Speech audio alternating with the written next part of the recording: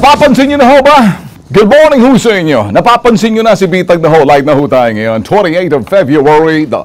Huling araw na ho to ng Pebrero.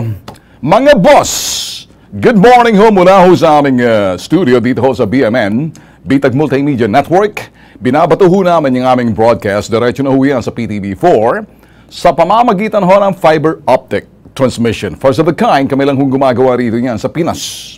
So, sa aming studio, diretso ho yan sa PTV4, the State Network, and then nakasimulcast ho yan sa Radyo Pilipinas 738. Simultaneous broadcast ho tayo, live, diretso ho yan sa aming YouTube TV, Bitag Official, ganon din ho sa aming bitagmedia.com sa website. And, of course, live streaming sa Facebook page. Convergence ho yan ang technology ginagamit ho natin. Kaya nga ho nangyayari itong ating broadcast mula ho sa aming studio. Good morning. Good morning. Mula ho sa Maynila, good morning ho. Kung kayo ho'y nasa ibang dagat, US and Canada, gabi ho dyan sa inyo, good evening. And sa ibang mga overseas Filipino workers ho natin, ang ibang, sa ibang bansa, sa Europe, sa Asia, dyan ho sa Australia, New Zealand, ganon din ho sa South Korea, and some parts of the world na mapapanood ho tayo kung sakaling hindi ho ngayon mapapanood live, and then pwede ho mapanood sa aming YouTube TV, mamaya ho yan, depende ho sa oras ho ninyo. Boss, diretso ho tayo.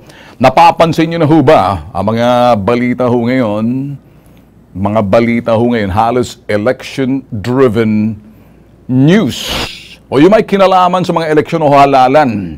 Mga kandidatong tatakbo sa halalan. Mga boss, pangako rito, pangako roon, nagpapapansin sa pamamagitan ng paghahamon ng debate. Karamihan sa kanila nasa hanay ng oposisyon, mga maiingay, banat, bira, upak, kontra. Mga mema, basta't may masabi lang. May masabi lang. Mga nasa defensive naman mga boss, ito yung administrasyon natin ngayon. Sila yung nasa defensive kasi sila ho yung nakaupo. Sa kanila ho yung lagapak na mga, ito na may pagtutuligsa o banat at binabato ho sila. Kaya sila naman ang sumasalag. Samantala ho, ang ating presidente, si President Digong, while nangiinis, nangungutya, doon sa mga kumukontra, doon sa mga memasabi lang. Tirahin ho natin tong balita na ho ito. Ito ho yung isyong illegal Chinese workers. Alam niyo ho ba?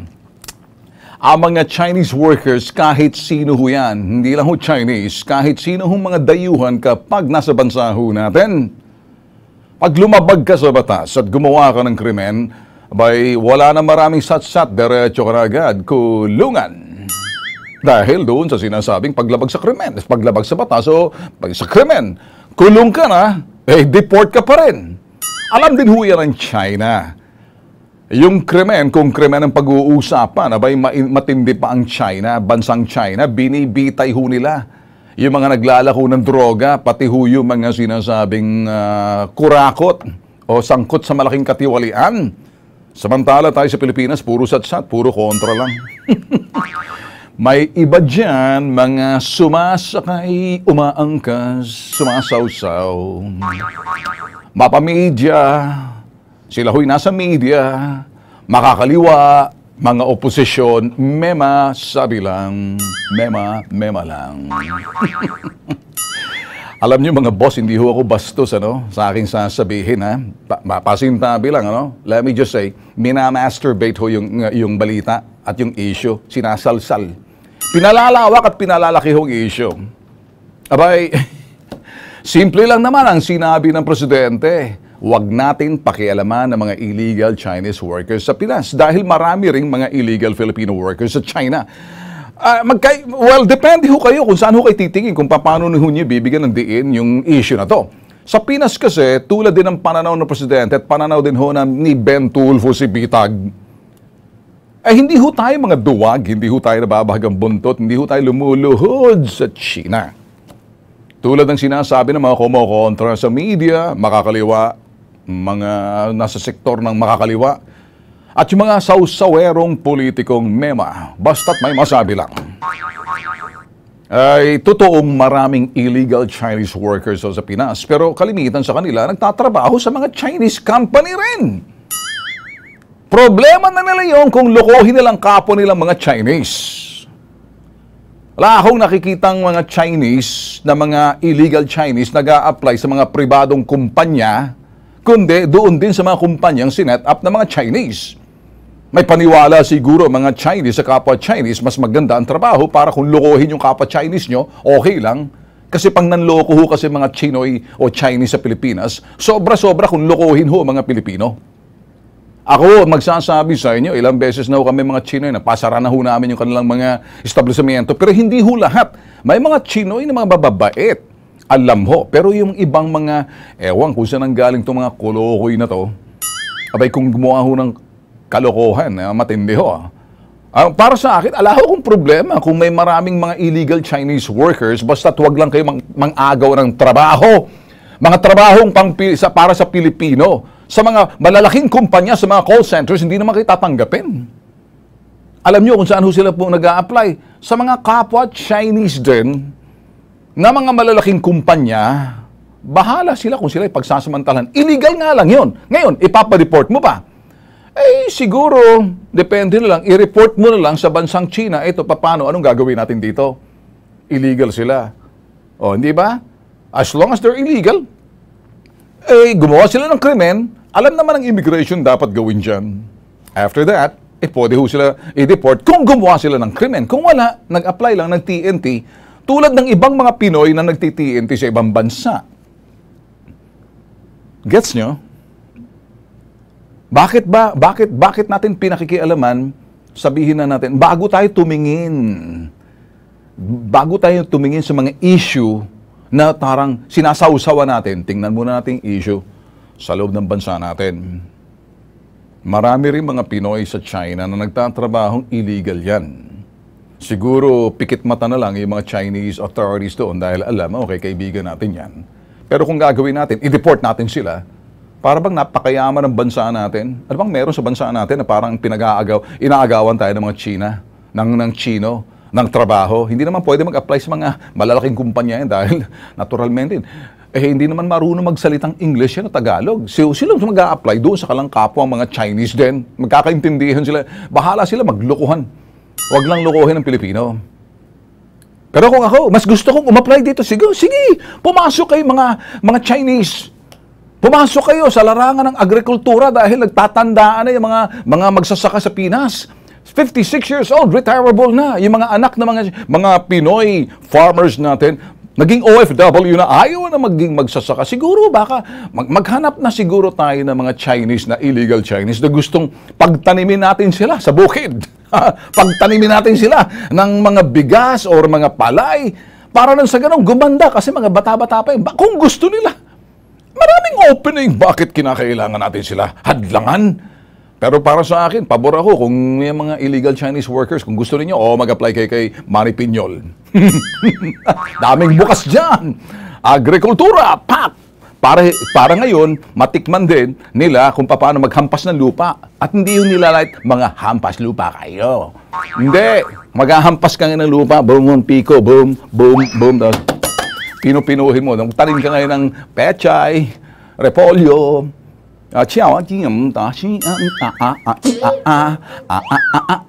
gano'n, magkakaintindihan niya. Baka mamaya, mas maganda gumanda yung ani natin dahil siyempre, imported yung nagtanim.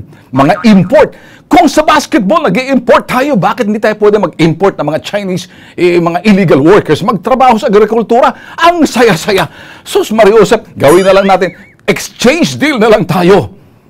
Kayong mga illegal Chinese work, you want a job? We have a lot of job in the field of agriculture. How about that? End of story. Change topic. Whew. Mamaya, Manny Piñol, ikaw naman susunod. Kaya medyo mag-usap tayo sa ere, ha? In the meantime, public service ho muna tayo, mga boss. Kami wala kaming sinasando pag public service pinag-uusapan sa larang ng katotohanan. Hindi ho kami naninira. Pag ikay nagkamali ng isang beses, bibigyan ka ng pag-oportunidad baguhin. Alam niyo ba, akala ho kasi, yung unang shawarmang in-expose ni Ben Tulfo, nabayaran. Nek-nek nyo, sundutin ko yung mga ilong ninyo. Ako, nababayaran? ng shawarma? Eto, panoorin nyo. Hoy, shawarma siya, strike 2 na kayo, umayos kayo, ha? Sasaksak yung shawarma sa mga bumbunan niyo. Nabitag na kayo namin noon, strike 2 kayo ngayon. Eto, public service, panoorin mga boss. Alam niyo mga boss, Nobyembre pa lang ho, nitong nakaraang taon, nang inilantad ho natin sa pamamagitan ho ng empleyado ho ng Shawarma Shack, ang kadugyutan ho ng kumpanyang pinapasukan. Kanyang pinapasukan. Personal naman nagsadya mga ito ho'y may-ari ng kumpanya para ipaliwanag ang kalampanig. Pero hindi pala dito natatapos. Bago pa man ma-expose rito sa Bita Kilos Pronto, ang kadugyutan ng Shawarma Shack ay patong-patong ng kumpanya. Ito ho'y reklamo rito mula ho sa kanilang mga franchising. Pasintabi lang po sa lahat ng manonood dahil ang inyong mapapanood rito kung hindi matibay inyong sikmura, huwag nyo kang panoorin. Kaya lang, kami ho'y talagang nalalatag ho natin, eto mga ganitong klaseng reklamo at sumbong, eto'y maganda'y panoorin nyo. Ano ang matutulong ko sa iyo? Hindi ko na po alam ang gagawin ko kasi ilang beses na rin po kasi ako nagsusumbong sa kanila kung anong gagawin namin. Hindi naman din nila pinapalitan yung mga sira. Kailan ka nakatanggap ng mga unang sumbong? Anong mga buwan yung... Mga September, October, mga ganun. So in other words, nauna pa to kaysa doon sa expose namin. September, October, may mga ganitong issue na. Opo, meron na po. Ano pang mga nakikita ninyo sa loob ng Shawarma Shack na sinasabi nyo? Maasim po. Ito po yung sira. Beef po. Beef shawarma. Yung bang nasira na to, sinauli ninyo? Opo. Sinuri niyo ba? Opo. Tinignan Sinuli nyo? po ng tao ko. Alright, next. Ito po, nangat-ngat po ng kliyente namin. Balat ng wire na maliit na bilog. Nakaabot ba ito sa management? Apo, sinisend ko po sa kanila so lahat. dumi yan, foreign matter. Itong isa, ano to? Ito po yung langaw. Yung mismo mga customer niya pumupunta, nagsasabi, ba't may bangaw? Opo. Okay, ano naman to? Yung inamag po na pita na kadideliver lang po noon, inamag po agad. Anong petsa naman to? August, mga gano'n. So nauna August, pa tong reklamo na to kaysa in-expose namin yung shawarma noon. August to. Kami, naglabas lang sa bitag ng November. Saan ba nanggagaling supply nyo? Sa Manila? Doon? Manila po. Doon So, po mismo sa dinadala? Tandang Sora. Sa Tandansora. So, nadatanggap nyo sa Isabela? Opo. Dinideliver to? Meron warehouse ba ron? Doon dinideliver po sa house ko, diretso sa chiller. Alright, sarado ba lahat yung mga naka-plastic? Opo. Anong hakbang na ginawa mo nung makita mo yung foreign Sinend ko object? po yan sa management, sa shawarma po. Shawarma shop. Saan shawarma? Sa office po. Dito sa Quezon City? Opo. Ano ba ang situations pag may nakita kayo mga foreign object at dumi? Do you report diretso Yes sa po. shawarma? Direct po. Isa ba yan sa mga control measures Opo. na dapat magano? Opo. Pag pinadadala nyo yung mga sinasabing complaint yun, na-actionan ba or something or Hindi hindi? po. Lagi pong sinasabi under investigation, under investigation. Ito yun, Hindi pa January. kami- Opo. Lahat Eh, po. February tayo, wala pa rin hakbang. Wala pa po. This person is legit. She owns a franchise and invested about ₱1 million for the franchise. And she's been doing that. And as she's saying from the very beginning, in the last 6 months, we've been getting complaints since August, September. They even had a lot of complaints even before the complaint came to us. They put that or send the representative or the lawyer, whoever that is, and then we show all the videos na pinasuntasan. But then again, the name of the truth and search of truth, we have to show it. Okay? Ay, sinubukan namin tawagan ang Shawarma Shack kanina at para naman makuha ka lang panig. Alam niyo ba, abay wala hong gusto magsalita. Ito uulitin ho namin. Bago pa man lumapit ho sa amin ang mga ito'y manggagawa ho sa loob ng factory ng Shawarma Shack noong November, abay August, September, October, nangyayari na pala itong kadugyutan sa loob ng Shawarma Shack. Again, sinasabi ho, naintindihan ko ho yung ay pag-iiyak ho ng anak na nagmamayari ng shawarma. The father and son, when they were here, mapapanood nyo sa aming YouTube TV yung Shawarma Shack 1 and 2. Ngayon, Eto ho, sinubukan ho namin, tawagan ho sila, ayaw ho nilang humarap at ayaw ho nilang magsalita. Kaya kami ho'y naniniwala pa rin na ang karapatan ng inaakusahan ay kinakailangan marinig kahit na sa pamamagitan lang ng abogado. The last time na inimbitahan ho namin sa pamamagitan ho ng Bitag Kilos, ito ho'y Bitag Live sa aming segment ho. Abay, kasama ho yung abogado. Alam niyo ho ba? Sila ho'y nangako na bubuksan ho nila ang kanilang pagawaan, the factory, to be seen. Ito ho para, not for inspection, to prove na malinis ho sila. Hindi ho nangyari yan. And then we decided to be quiet kasi alam niyo mga boss, marami hong mga tumawag ho sa amin, nagmamakaawa, umiiyak. Iba riyan mga kamag-anak ng aking kaibigan na nagsasabi, humina ang negosyo ng shawarma shop simula nang inilabas ho namin yung problema sa kanila. Ngayon, mga boss, bago ho namin ginawa to, abay may mga nangyari August, September, October, November. Ngayon, marami rin pala mga nagrereklamo. Kasama ho natin ngayon, ito ho yung si Little Red Riding Hood, costume lang ho yan. Ayaw niya ho magpakilat. Si alias Berna. Little Red Riding Hood, medyo Santa Claus ata, asawa ni Mrs. Santa ito eh. Okay, sige, si Berna. Ano mo si Bernadette yung nasa DOT? Wala? Wala. Hindi, okay, sige. Alright, sige. Anyway, hindi po yat ang apelido mo. Okay, hindi. Okay, anyway, sige, tatanong kita. Nandito ka ngayon, pinaupo ka namin dyan, at ayaw mo makita ang iyong pagkakilanlan kasi sa lugar ninyo, dalawa lang kayo ang nagbebenta ng shawarma. Isa, sabi mo, sa lugar na kung saan nandoon sa, sa may hypermart. Yung isa namang shawarma ng main office nasa, Pure Gold to. Sa Pure Gold. So, dalawa lang kayo rin sa lugar ninyo. Anong probinsya to? Sige, anong probinsya to? Sa? Isabela po. Isabela. So, lahat yan, ginawa mo yung series na hakbang na kinakailangan kapag ang isang franchise may complaint, pinararating nyo sa inyong, principal doon sa shawarma shop. Opo. Nag-antay kayo sa hakbang na kalang gagawin. Walang nangyari, sabi mo? Wala po. Okay. Ngayon, bakit ka nag-decide na pumunta sa amin? Ano ang nagtulak sa iyo? Ang nagtulak po sa akin, as in, wala na po kasi silang ginagawang paraan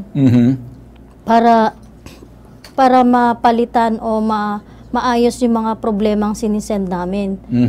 Kasi sa nangyayari, yung mga nakikita ng mga kliyente namin o customer namin, lalong bumababa yung benta namin dahil sa nakikita nilang mga wire, mga langaw. So, yun po. Humina ba to nung ginawa namin yung pagpapalabas ng mga videos galing mismo sa paggawa ng Nobyembre? Humina ba ang bentahan ninyo? Humina po. O malungkot kumbaga, to me it's sad. Ibig sabihin malungkot yan, para makita ang isang negosyo, ganun lang kadaling masira. Pero hindi naman namin sinasadya yan kasi nareklamo, ikaw ngayon, iba ka franchisee ka Opo. May mga ibang franchisee ba na may reklamo rin laban sa kanila? Or kayo ba may ugnayan sa mga nagre-reklamong napapabayaan na parang hindi na iniintindi dahil kayo nasa probinsya? Marami po. Nalaman ko po nung nakaraan kasi sila po yung nag-reach out sa akin. Sila na mismo lumapit sa iyo? Opo. Anong sinasabi nila tungkol dito sa ngayon, ang sitwasyon ng shawarma shop? Parehas po kami ng mga problema. Ano ang mga problema ninyo? Yung about sa hindi magandang quality ng binebenta namin. Itong lahat na binibili ninyo sa shawarma shack, yung mga pita bread, mga beef, at yung ano-ano yan, mga sauce na yan, may nakikita kayong mga, galing mismo sa iyo to, video yan. Kumbaga, kinuha ninyo, tsaka pinadala nyo sa kanila sa pamamagitan ng Facebook Messenger, na nakikita roon yung buwan na kung saan pinadala. Yan, kapareho ng pita bread na yan. Opo. Yan ang sinasabi mo, inamag na yan. Opo. So, maliban dyan, ano pa itong ibang makikita natin dito? Yung beef. Yung sa beef po, may mga buhok. Ha? May mga... Okay, buhok. Saan Plastic. galing? Sa kilikili, sa ulo, or sa natatago? Hindi ko po alam kung saan po nanggagaling, sir. Okay. Ano naman yung iba na parang kilay ng baka? May kilay ba ang baka? Hindi ko na po alam Okay, kasi sige. meron po eh. Alright. So, ito lahat in-report ninyo yan. Yan, Ni-report sa iyo po yan, na. pinadala nyo sa kanila. Opo. So, wala man lang tumingin sa reklamo ninyo sinagot maliban lang under investigation. Wala po. Napapansin nyo na ba masyadong agresibo sila pagdating sa advertising sa malalaking billboard paggamit ng artista na sikat doon sa kabila, nakadilaw yung suot ng mga kilala, yung mga artistang sa malalaking kapamilya na parehong mga tandem na yan. Napansin mo ba sa EDSA ang lalaki? Opo. Talagang binawi nila yung sinasabing pangyayari na yun. Sa halip na pagbutihin, abay, nagpakita pa ng kanilang gilas na eto si Daniel. Sino ba yung isang babae? Si Katrina. Kathleen. Ha? Catherine. Oh, Kathleen. Pasensya kayo, hindi kasi ako millennial. Oh, si Catherine.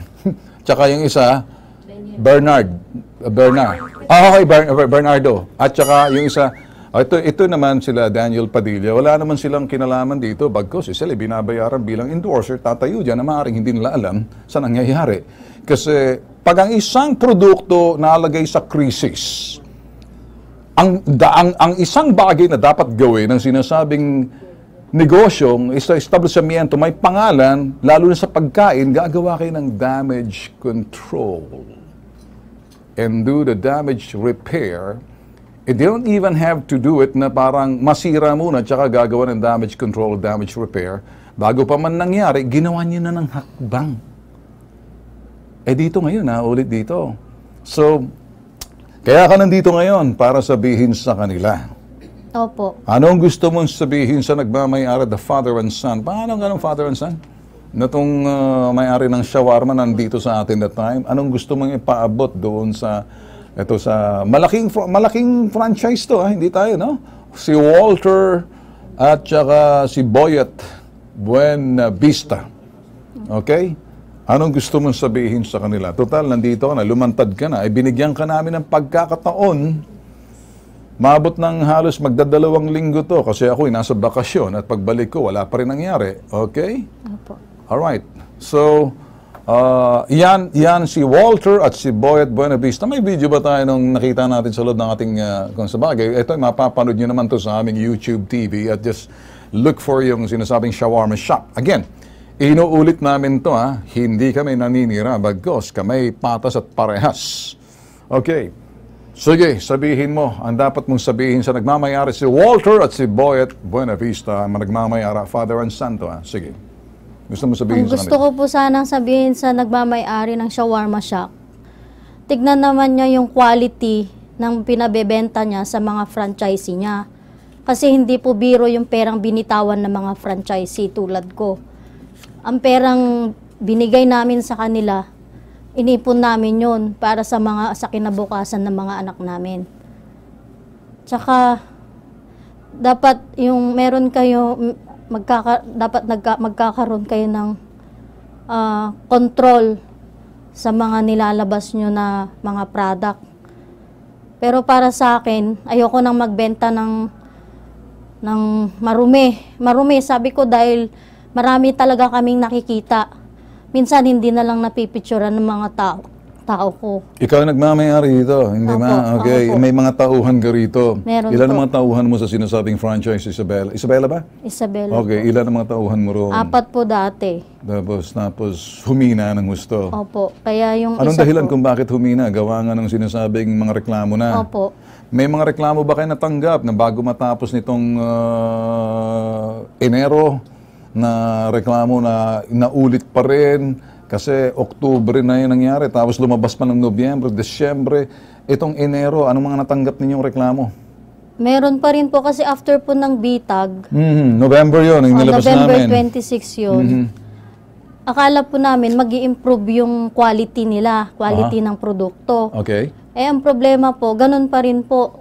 May mga nakikita talaga ng mga langaw. Ang mga nakakita bangaw, nito, mga customer po mga namin. customers mismo. Anong Opo. ginagawa niyo pag nagreklamong customers? Nakikiusap na lang po kami na ibalik na lang namin yung Pera. pera nila kasi kaysa mag-iskandalo po sila doon sa store. Doon sa loob ng Hypermart. Opo, binabalik na lang po namin yung pera. Okay. So, humina kayo. Opo, lalo pong humina talaga yung benta namin. Dahil walang pagbabago nang matapos nila, kami nga, iniisip namin, kami tatawagin para ayusin at pagpapabuksan nila ang kanilang pagawaan at makita ng tao, manumbalik yung sinasabing kumpiyansa. Hoy! Walter and Boy at Buenavista, kayong dalawa, iiyak-iyak kayo na para kay mga, ewan natin kung puro sarswelang ginawa ninyo, ha? Kinig kayo. Father and Son, Walter and Boy at Buenavista. Eto mga boss, tandaan nyo to. Kaya namin pinalabas to dahil strike 2 na to para sa Shawarma Shack. Hindi namin trabaho sirain ang negosyo. Ang dami na dumarating Kayong mga franchisee mismo ang lumalapit sa amin. Hindi kami lumalapit sa inyo. Kami nananahimik dito. Kaya doon ho sa mga nagmamayari at sa kumpanya o korporasyon man yan, Shawarma Shack, you are more than welcome na pumunta sa aming tanggapan. Magpaliwanag kayo kung gusto nyo, harapin ninyo mga franchisee nyo. At para sa amin, sasabihin ho namin sa inyo, malaking social responsibility ninyo sa komunidad. Yung kalinisan, narereklamo kayo mismo ng franchisee ninyo, namuhunan ho ng 1 milyon mahigit. Tapos marami na pala kayong reklamo noong Oktubre o Septembre, paatras tayo, nitong Agosto noong 2018 hanggang kasalukuyan, iba sa inyo, nagsara na. Pag hindi nyo talaga inayos to at magsasalita lang kayo, pati programa namin, nagamit ninyo Shawarma Shack. Ngayon, patunayan ninyo. Kasi nangako kayo dito sa tanggapan namin na bubuksan na yung commissary ninyo, papakita ninyo kung anong sistema meron kayo at makita at manumbalik yung tiwala ng taong bayan. Problema sa inyo, Shawarma Shack. Bigyan nyo nga ng logo to. Ito ngayon, just show the logo ng Shawarma Shack. Kami ho, nagsasabi sa inyo at pinupubliko namin kasi binigyan ho namin ng pagkakataon to 2 weeks ago na tinawagan na ho namin ng Shawarma Shack na eto ang franchisee. 2 hong franchisee, isa sa Marikina, isa naman doon sa Isabela. At marami pang iba. Yung iba nagsarahan na lang. Hindi na ho namin kasalanan kung nagsara ho sila. Kahit na anong laki ng billboard ninyo dyan sa EDSA, yung mga kilalang artista ng ABS-CBN ginamit nyo, Shawarma Shack, walang substitute doon sa papakitaan ninyo kami at ipakita ninyo na malinis ang commissary ninyo. Wala kaming pinapaboran dito. Ito namang isang Turks, mga oportunista rin, sumasabay kayo sa issue. Umalis nga kayo sa mga content ng YouTube kasi karamihan sa inyo mga trolls ng Turks. Wala kaming pakialam sa inyo. Kasi pag kayo nareklamo, susunod din kayo. Kaya kung maaari, tumahimik na lang kayo. Public service lang ho to. Wala hong personalan. Nananawagan ho kami sa nagmamayari ho ng Shawarma Shack, yung lawyer ninyo, yung kung sino man may-ari. Nananawagan na kami sa ere para masabi sa inyo na hindi kami nagloloko. Reklamong seryoso to. Ang problema ninyo ay napunta sa pambansang sumbungan ng Bitag Kilos Pronto sa loob ng Bitag Live at posible lalabas pa kayo sa Bitag New Generation tuwing Sabado. Pag ang Bitag ho naghawak nito, iba ho kami. So kung gusto nyo ayusin to, dahil may pananagutan ka sa publiko, bahala kayo sa buhay nyo. Kung wala rin kaming pakialam sa inyo. Magbabalik ho kami mga boss. Nagbabalik ho ang Bitag Live. Good morning ho sa inyo. Ang aming broadcast ho mula ho sa aming studio, personal studio ni Ben Tulfo, dito sa Ritual Center, 102 Timog Avenue. Sa Quezon City, matatagpuan ho ang Bitag Multimedia Network Digital Department. Dito ho, tinatransmit ho namin signal ho namin, mamagitan ho ng fiber optic transmission, diretso ho yan sa PTV4, and then simulcast ho tayo sa Radyo Pilipinas 738, real time, tayo ho'y napapanood sa YouTube TV at Bitag Official. Ganun din ho sa website ho natin, bitagmedia.com, and sa live streaming ho sa Facebook page ng Bitag Live. Etong issue mga boss, kuminsan may mga taong sila ho'y overexposed. Alam niyo ba? Overexposed. Tulad ho ni Secretary ng Agriculture Manny Piñol, exposed na exposed ho siya. Madalas ho siya makita sa media pero hindi ho siya ramdam sa sektor ng agrikultura at hindi ho siya napapansin ng mga nasa sektor ng agrikultura, partikular ng mga magsasaka at yung mga nasa sektor ng agrikultura na may kinalaman sa agrikultura or sa lupa or anumang bagay na dyan uuwi ulit sa agrikultura. Kung exposure, pag-uusapan, expose si Manny Piñol, pero hindi popular. Alam niyo ba bakit? Hindi kasi napapansin yung kanya mga sinasabi. Alam niyo bakit mga boss? Kung minsan kasi, siguro kinakailangan niya kumuha ng matinding talagang press people na hawakan ho talaga at dumating doon yung kanilang issue, talagang tatak ho sa mga magsasaka. Kahit na nga ho si President Digong nagbiro kuminsan na puro hangin daw to si Piñol. Hindi ko kami sabi niyan. Absent ho siya sa pagpupulong, pagharap ho sa media nung may kalamidad. Tatandaan nyo, sabi ni President Digong yan. And anyway, kaya ho natin sinasabi to, kinakailangan siguro mag-ingay na si Secretary Manny Piñol paghandaan itong El Nino. Abay, pag hindi ho tayo naghanda ang El Nino, ang mga magsasaka nag-iingay na sa mga probinsya, sa iba't ibang probinsya, ibang rehiyon, na kumbaga bumubuka na, kumbaga tigang na ngayon ang lupa, tagtuyot na eh. So, bago tong lahat, kinakailangan siguro ay meron kayong gawing mitigation. Ito yung sinasabi, El Nino mitigation. Hindi naman natin talaga mapipigilan yung Mother Nature. Ano? Pero may magagawa ho tayo sa pamamagitan ho, nagpapapatibay ho kung ano mga aksyon na gagawin ho natin sa irigasyon. Ito ho yung mga tubig na patubig ho or mga water impoundment or impounding na para naman matubigan yung mga sakahan dyan kung kinakailangan. Kaya kinakailangan mag-usap-usap ng sektor ng agrikultura paghahanda. Kasi, abay, El Nino hong pinag-uusapan, di ho to biro, mga boss.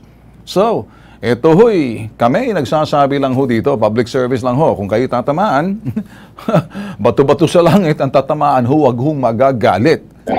Kasi kami nagsasabi lang ng totoo. O kung kayo ho'y gumagawa ho ng tama, ay pupurihin ho namin kayo. Pag hindi, abay kakatukin ho namin kayo, kakalampagin ho namin kayo, tulad ng ginagawa ho ng Bitag Live. Kami ho'y nagsasabi ng totoo. Wala ho kami pinapanigan. Kung kayo nasa tama, nasa lugar, kami ho tatayo para sa inyo. Pero pag hindi, abay ibang usapan na ho yan. Well, change topic! Di ba kanina pag pinag-uusapan ho natin mga Chino na illegal workers dito sa Pilipinas, sabi nga ho natin, well, itong mga illegal Chinese workers, pag pumunta ng Pilipinas, mga illegal sila, hindi naman sila pwede magtrabaho sa Pilipinas dahil wala ho sila mga work permit. Tsaka isa, may language problem din eh. Ba't sila magtsatsaga magtrabaho sa Pilipinas? Ang daming pwede pagtrabahuan sa Taiwan, sa Hong Kong, mas magandang oportunidad sa lugar nila kaysa sa atin.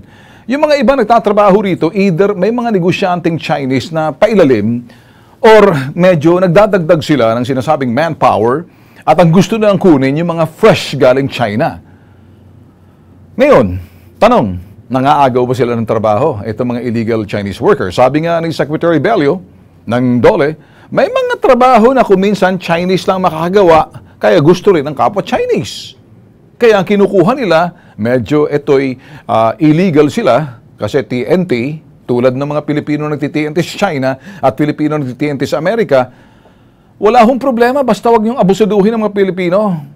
Kung kayo abusiduhin ng mga among Chinese ninyo, okay lang, sumbong kayo dito sa Bitag Live. Pagtatanggol ko kayo. Nga lang, Tagalog hindi ako malunong na salita na, ganyan Kasi kung itong inchik na to, itong Chinese na to, itong Chinoy na to, dapat ito dinideport eh. Sopra tapang. Pinalabas namin ng Lunes to, binabalikan ko. Siya daw kaka sa akin wakasiga akin Aki, padala tao lang para sa iyo. Usap kayo. Siya hindi Mr. Bitag Miss Bitag, Miss, hindi Mr. Ako, Mr. DJ, pwede ako tanggap request, pero ito, pag ikaw lapit aking tao, ayusin mo dahil ikaw may problema. Eto, panoorin nyo. Naputulan ng daliri. Ay, naku, nakakagalit, Etong kinakailangan i-deport. Panoorin.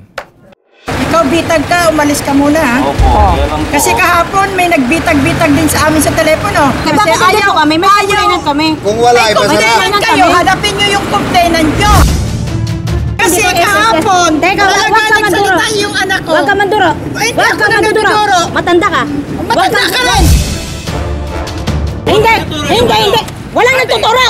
Huwag mo ituturo yung... Siya ang nagtuturo. Hindi ko tinuturo. O, ikaw tinuturo kita ngayon. Tingnan mo, naka-record na lahat. Isara niyo yan, sir. Oo, isara nyo. Oo. Kumuha ka ng permit kaysa nagsisigaw ka.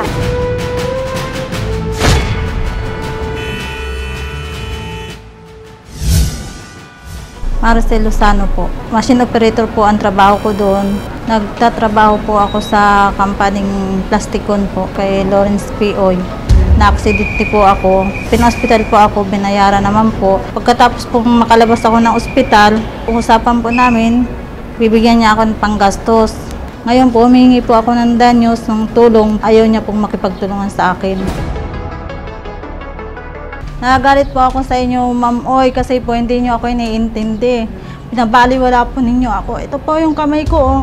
Ito po, oh. Naputol po sa kumpanya niyo. Tapos, gusto ninyo maging installment pa. Wala po akong asawa, may anak po ako. Nanay ko matanda na po. Wala po maghahanap buhay sa akin. Sa edad ko po 33, dapat marami pa po ako magagawa sa buhay. Pero wala na, lahat. Pangungutya ng tao, na ano lahat. Ang dami kong nabago sa buhay ko ngayon. Yung mga ginagawa ko po dati, hindi ko na magawa. Yung kamay ko laging nakalantad, ngayon laging nakatago na. Nahihiya po ako kasi minsan po binubuli ako. Itong edad kong ito, nakakaranas po ako ng pambubuli talaga. Ngayon, galit na galit po talaga ako sa kanila. Binabaliwala po nila ako. Parang gusto po nila, nang lumuhod pa ako sa harapan nila eh. Para matulungan lang po ako. Nagsimula ho magtrabaho si Maricel sa Plasticon Incorporated ng June 26, 2018. Naaksidente siya ng September 28, 2018 matapos maipit ng machine. Maricel, saan ba itong Plasticon matatagpuan? Sa Caloocan po. Ang trabaho mo ay... Machine operator po. Okay, pero ito'y parang contractual ka? Opo. Alright. Unang-una, mas maganda siguro magsasalita ritong kinaukulan pagdating dyan sa mga paggawa or karapatan ng isang manggagawa. Okay? Dito ho, sa kabilang linya ho natin si Belen Nicasio, head ho ng SENA unit ng NLRC. Siya ho'y humihingi ho ng danyos sa kanyang kumpanya ng 200,000 pesos. Sa ganitong klaseng sumbong, Miss Belen, ano ho bang magagawa natin dito? Kung ang hinihiling po niya ay magkaroon po ng compensation. Danyos, Meron po tayong Employees Compensation Commission para malaman po kung magkano yung halaga ng mga natanggal sa kanya na dahili. Ano po? Kasi bawal isa dyan, may kanya-kanya pong halaga yan eh. Mahalaga po eh, nahuhulugan din ang kanyang SSS. Alright. Ang SSS mo ba yung nahuhulugan? Wala po. Naku, Wala po. malaking problema yan. Lawrence Oy, si Ben Tulfo sa PTV4 sa Bitag Kilos Pronto. Tinutupad niyo ba yung batas na sinasabing kayo dapat nagre-remit at nagbabawas ng contribution para doon sa empleyado ng SSS dahil batas ho yan, criminal case. Hello, sandali na po. Hello, Sir Ben. Tatakbo ka? Ano po, naka-record po ba ito? Hindi tayo naka-record. Nasa Erica. Naka-ano po ito? Oh, nasa Erica. Naka-live tayo. Worldwide, netwide, nationwide. Kayo ho ba'y naghuhulog ng SSS? Sir, wala siyang pinavide. Tsaka hindi po ko pwede magsalita sa ngayon dahil may case po yan. Hindi, teka muna. Iba yung case sa NLRC, iba yung SSS. Ngayon, para sa akin, kayo ba'y makikipag-ayos o aayusin to at gagawa ng solusyon? Alin doon? Sir, meron kaming negotiation sa NLRC. Wala kaming pakialam sa NLRC. SSS, ibang SSS. Dito ka namin titirahin sa criminal case sa SSS. Makikipag-ayos ka ba? O gusto mong ayusin? Gusto mong bigyan ng solusyonan? Tutugunan mo ang problema? Makikipagtulungan ka ba? Alin dito? Una-una po. Sagutin mo ako. Batas na to eh. Sir, hindi siya nakikipag-cooperate. Sige, makikipag-cooperate kami sa iyo. Papapasukin mo kami at medyo ito, tutulungan namin sa harapan namin, makikita namin sa camera. Sir, hindi ako mag-entertain ng may media. Okay, kung hindi ka mag-entertain ng media, tatawagin naman ng SSS, makikipagtulungan, sasamahan kayo ng SSS dyan para yung inspection. Kami sa labas at yung mata namin sa loob, yung SSS mismo.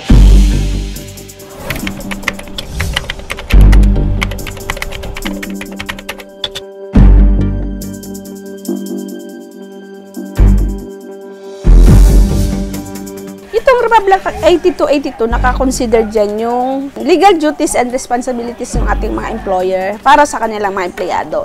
Then yung employer kasi, dapat secure niya yung kanyang mga empleyado na may protection sa SSS.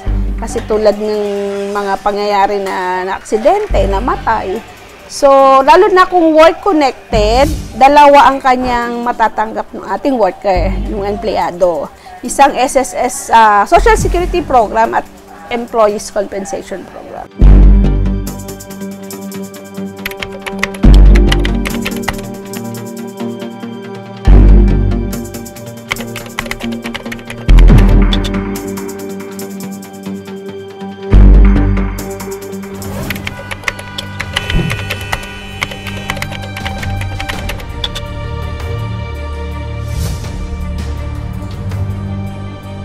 Monjo, meron kasi tayong complainant dito na si Miss Lozano. Ang complaint is about SSS. Hindi siya binayaran ng SSS. So ngayon, chinek natin yung business establishment na ang pangalan Plasticon. Sa records natin, lumalabas na wala siyang permit since 2017. Dahil delinquent siya, ibig sabihin hindi siya nagko-comply sa mga, siguro, sa SSS law. Isa na yun. So hindi rin nag-comply sa atin. So pwede na natin silang isarado. Ngayon, itong closure order, kumuha kayo ng ilang pulis para samahan kayo na in case na merong pumalag siya or may resistance, may magkocontrol ng prison order doon. So, ngayon, dalhin nyo na ito ngayon, sasamahan kayo ng complainant para maisara natin ito.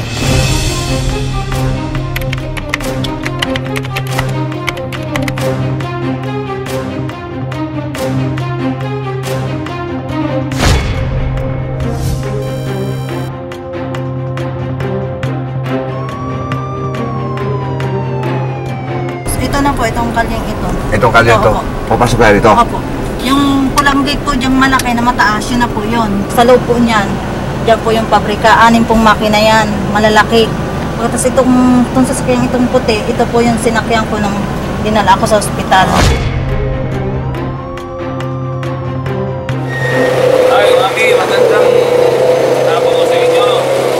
Kasi meron kayong sulat yung thermal closure order yung battery contract. Tinataka yung nakakapot. Ay, man po, di ko alam kasi hindi ako kami. May pare-receive po kami Ay, closure hindi ako order. natanggap yan. Kasi hindi ako authorized alam sa business nila. Patay lang ako dito sa pira. Okay? Kasi po kung pakitalog ka din sa amin, na meron po, okay na, wala nang problema. Ay, hindi ko alam yun. Alam sa mga Chinese businessmen, ang mga babae, walang pakialam sa. Ikaw, bitag ka, umalis ka muna, ha? Opo, yan lang po. Kasi kahapon, may nagbitag-bitag din sa amin sa telepono. Ginamit yung... Tumawag, hindi anong ginamit? Hindi, ang ginamit pagkatapos nung sinagot na nung anak ko, Okay. binigay sa bitag. Oh, bitag po yung tumawag sa inyo. Sinabi na Hindi, bitag kahapon. ginamit niya. Business name nyo po, Plasticon pa rin. Oo, ngayon. Okay po. Yung pa rin po yung ginagamit nyo.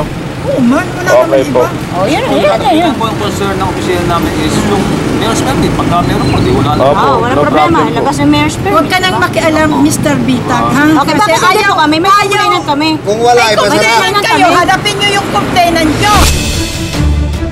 Bakit ang pinag-uusapan nun natin Kasi dito SSS? kahapon, Teka, wala wag ka nga manduro. nagsalita yung anak ko. Wag ka manduro. Ay, hindi Wag ako ka manduro. nagduduro. Matanda ka. Matanda ka rin. Wag kang sisigaw. Wag kang sisigaw. Tingnan mo, naka-record na lahat. Wag kang sisigaw. Huwag kang sisigaw, huwag ka rin maging Hindi kami nagsisigaw sa'yo. Bakit sinungaling? Oo! Pwede na may abogado na lang ako kumausap sa kanya. Hindi. Walang nagtuturo. Huwag mo ituturo yung... Siya ang nagtuturo. Ginaganon ko. Huwag mo ituturo yung... Hindi ko tinuturo. O, ikaw tinuturo kita ngayon. Wag mo akong anuhin. Hindi kami sinungaling. Nandito kami, may complainant kami. Ay, pagkatapos yung bitag na. Nililino lang po namin kung ginagamit ng business name, Plasticon pa rin. Ngayon po, kung walang permit, meron po kami pa-serve sa inyo. Hindi ako may Ang pwede closure order. makialam yan. Si Lawrence lang kasi siya ang Opo. nag-asikaso ng business. Sasarado na. Sasarado na. Wala nga po kayong Sasarado mo. permit.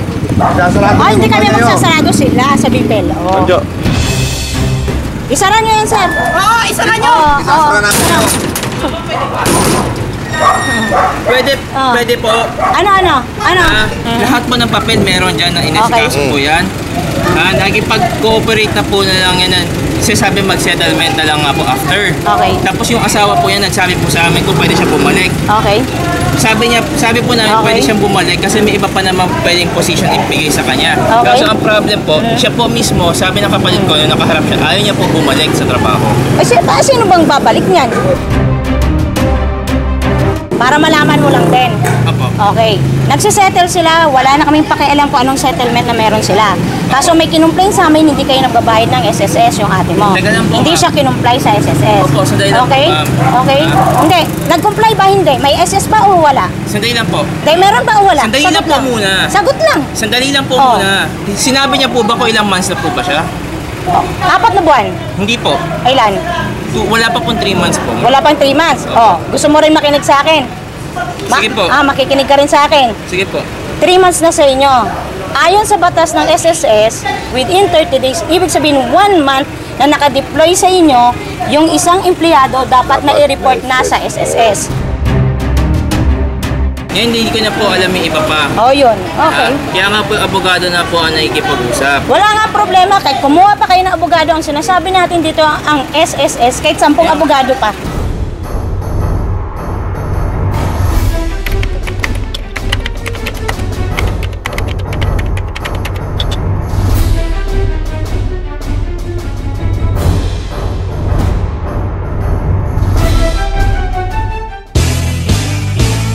Okay mga boss, kami nagpapasalamat ho sa inyong pagtutuko sa amin. And meron ho kami mga guest ho rito ngayon, mga legal and non-illegal Filipino workers dito sa bansa ho natin. Sila ho yung legal at non-legal Filipino workers. Ngayon, sabi nila, kung maaari daw, para wag na sila masyado malantad, dadama ng silang sayaw. Okay. Okay. Papasok na ngayon itong mga dalawa na to. Okay? Sige na, bago maglaban.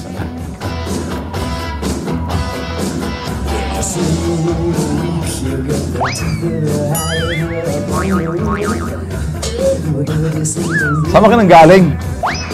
Ha? Mga legal at non-illegal. Wala na ho kaming oras! See you tomorrow! Adios!